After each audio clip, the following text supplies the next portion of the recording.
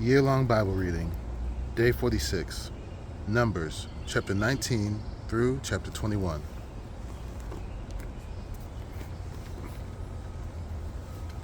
Chapter 19. Now the Lord spoke to Moses and to Aaron, saying, This is the statute of the law that the Lord has commanded. Tell the people of Israel to bring you a red heifer without defect, in which there is no blemish, and on which a yoke has never come. And you shall give it to Eleazar the priest, and it shall be taken outside the camp and slaughtered before him. And Eleazar the priest takes some of its blood with his finger and sprinkles some of its blood toward the front of the tent of meeting 7 times. And the heifer shall be burned in his sight, its skin, its flesh, and its blood, with its dung shall be burned. And the priest shall take cedar wood and hyssop and scarlet yarn, and throw them into the fire, burning the heifer. Then the priest shall wash his clothes and bathe his body in water, and afterward he may come into the camp, but the priest shall be unclean until evening. The one who burns the heifer shall wash his clothes in water, and bathe his body in water, and shall be unclean until evening. And the man who is clean shall gather up the ashes of the heifer and deposit them outside the camp in a clean place. And they shall be kept for the water of impurity, for the congregation of the people of Israel. It is a sin offering. And the one who gathers the ashes of the heifer shall wash his clothes and be unclean until evening. And this shall be a perpetual statute for the people of Israel, and for the stranger who sojourns among them. Whoever touches the dead body of a person shall be unclean 7 days. He shall cleanse himself with the water on the 3rd day and on the 7th day, and so be clean. But if he does not cleanse himself on the 3rd day and on the 7th day, he will not be clean. Whoever touches a dead person, the body of anyone who has died, and does not cleanse himself, defiles the tabernacle of the Lord. And that person shall be cut off from Israel, because the water of impurity was not thrown on him. He shall be unclean. The uncleanness is still on him. This is the law when someone dies in the tent. Everyone who comes into the tent and everyone who is in the tent shall be unclean 7 days. And every open vessel that has no cover fastened on it is unclean.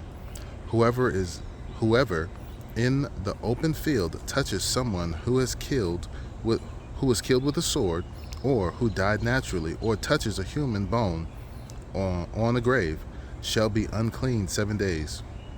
For the unclean they shall take some ashes of the burnt sin offering. The fresh water shall be added in a vessel.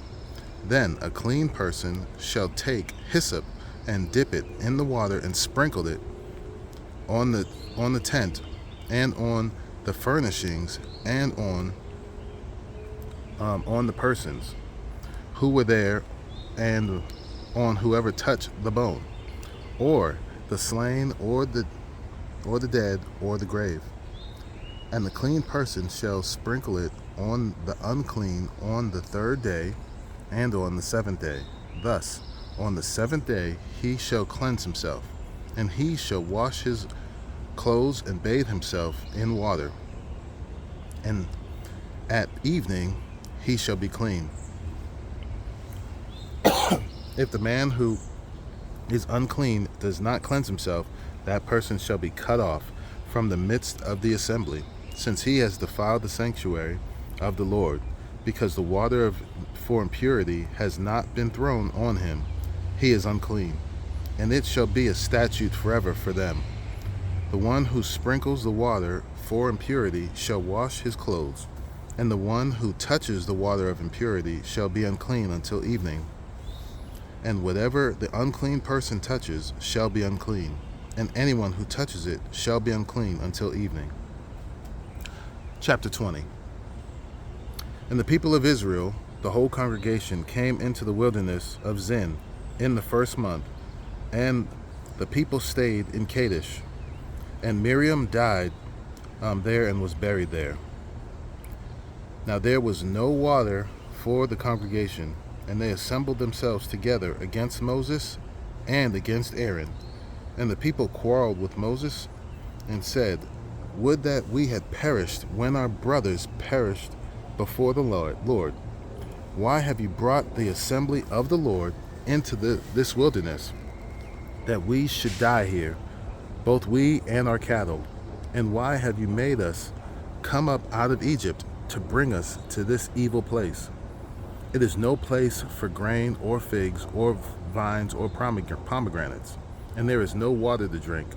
Then Moses and Aaron went from the presence of the assembly to the entrance of the tent of meeting and fell on their faces.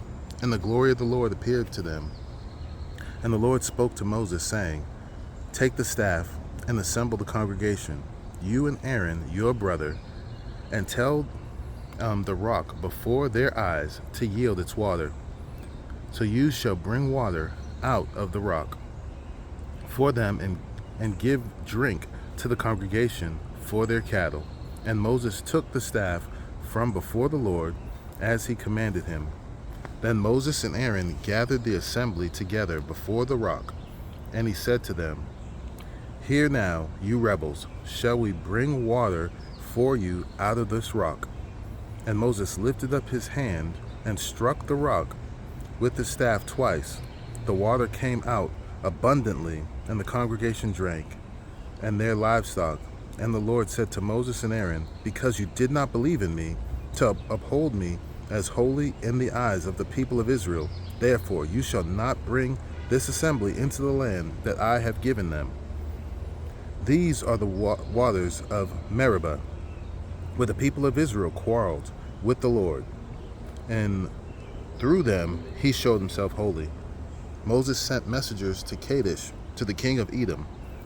"Thus says your brother Israel, you know all the hardship that we have met, how our fathers went down to Egypt, and we lived in Egypt a long time, and the Egyptians dealt harshly with us and our fathers. And when we cried to the Lord, he heard our voice and sent an angel and brought us out of Egypt. And here we are in Kadesh, a city on the edge of your territory. Please let us pass through your land. We will not pass through field or vineyard, or drink water from a well. We will go along the king's highway. We will not turn aside to the right hand or to the left until we have passed through your territory." But Edom said to him, "You shall not pass through, lest I come out with the sword against you." And the people of Israel said to him, "We will go up by the highway, and if we drink of your water, I and my livestock, then I will pay for it. Let me only pass through on foot, nothing more." But he said, "You shall not pass through." And Edom came out against them with a large army and with a strong force. Thus Edom refused to give Israel passage through his territory. So Israel turned away from him. And they journeyed from Kadesh, and the people of Israel, the whole congregation, came to Mount Hor. And the Lord said to Moses and Aaron at Mount Hor, on the border of the land of Edom, "Let Aaron be gathered to his people, for he shall not enter the land that I have given to the people of Israel, because you rebelled against my commandment at the water of Meribah. Take Aaron and Eleazar his son, and bring them up to Mount Hor, and strip Aaron of his garments, and put them on Eleazar his son. And Aaron shall be gathered to his people, and shall die there." Moses did as the Lord commanded, and they went up Mount Hor in the sight of all the congregation. And Moses stripped Aaron of his garments, and put them on Eleazar his son, and Aaron died there on the top of the mountain. Then Moses and Eleazar came down from the mountain, and when all the congregation saw that Aaron had perished, all the house of Israel wept for Aaron 30 days. Chapter 21. When the Canaanite the king of Arad, who lived in the Negeb, heard that Israel was coming by the way of Atharim, he fought against Israel and took some of them captive. And Israel vowed a vow to the Lord and said, "If you will indeed give this people into my hand, then I will devote the cities to destruction." And the Lord obeyed the voice of Israel and gave over the Canaanites, and they devoted them and their cities to destruction. So the name of the place was called Hormah. From Mount Hor they set out by the way of the Red Sea to go around the land of Edom. And the people became impatient on the way, and the people spoke against God and against Moses. "Why have you brought us up out of Egypt to die in the wilderness? For there is no food and no water, and we loathe this worthless food." Then the Lord sent fiery serpents among the people, and they bit the people, so that many people of Israel died. And the people came to Moses and said, "We have sinned, for we have spoken against the Lord and against you.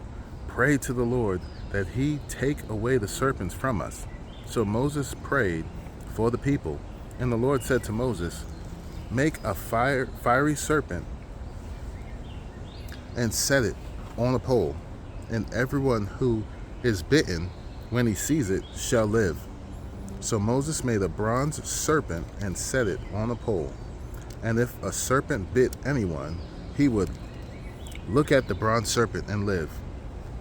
And the people of Israel set out and camped in Oboth. And they set out from Oboth and camped at Abarim, in the wilderness that is opposite Moab, toward the sunrise. From there they set out and camped in the valley of Zered. From there they set out and camped on the other side of the Arnon, which is in the wilderness that extends from the border of the Amorites. For the Arnon is the border of Moab, between Moab and the Amorites.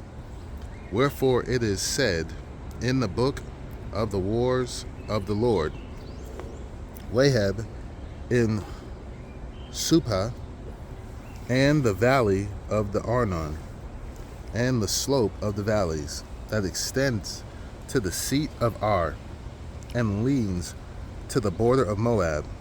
And from there they continued to Beer. That is the well of which the Lord said to Moses, "Gather the people together so that I may give them water." Then Israel sang this song: "Spring up, O well, sing to it. The well that is, the well that the princes dug, that the nobles of the people delved, with a scepter and with their staffs. And from the wilderness they went on to Mattanah, and from Mattanah to Nahaliel, and from Nahaliel to Bamoth, and from Bamoth to the valley lying in the region of Moab by the top of Pisgah, Moab by the top of Pisgah that looks down on the desert. Then Israel sent messengers to Sihon, king of the Amorites, saying, "Let me pass through your land. We will not turn aside into your field or vineyard. We will not drink the water of a well. We will go by the king's highway until we have passed through your territory." But Sihon would not allow Israel to pass through his territory. He gathered all his people together and went out against Israel to the wilderness, and came to Jahaz and fought against Israel. And Israel defeated him with the edge of the sword, and took possession of his land from the Arnon to the Jabbok, as far as the Amorites. For the border of the Amorites was strong. And Israel took all these cities, and Israel settled in all the cities of the Amorites, in Heshbon, and in all its villages. For Heshbon was the city of Sihon, the king of the Amorites, who had fought against the former king of Moab and taken all his land out of his hand, as far as the Arnon. Therefore, the ballad singers say, "Come to Heshbon, let it be built. Let the city of Sihon be established. For fire came out of Heshbon, flame from the city of Sihon. I devoured Ar of Moab, and swallowed the heights of the Arnon. Woe to you, O Moab! You are undone, O people of Chemosh. He has made his sons fugitives and his daughters captives to an Amorite king, Sihon. So we overthrew them. Heshbon as far as Dibon perished, and we laid waste as far as Nophon. Fire spread as far as Medeba. Thus Israel lived in the land of the Amorites, and Moses sent to spy out Jazer, and they captured its villages and dispossessed the Amorites who were there. Then they turned and went up by the way to Bashan, and Og, the king of Bashan, came out against them, he and his people, to battle at Edrei. But the Lord said to Moses, "Do not fear him, for I have given him into your hand, and all his people and his land, and you shall do to him as you did to Sihon king of the Amorites, who lived in Heshbon." So they defeated him and his sons and all his people, until he had no survivor left, and they possessed his land.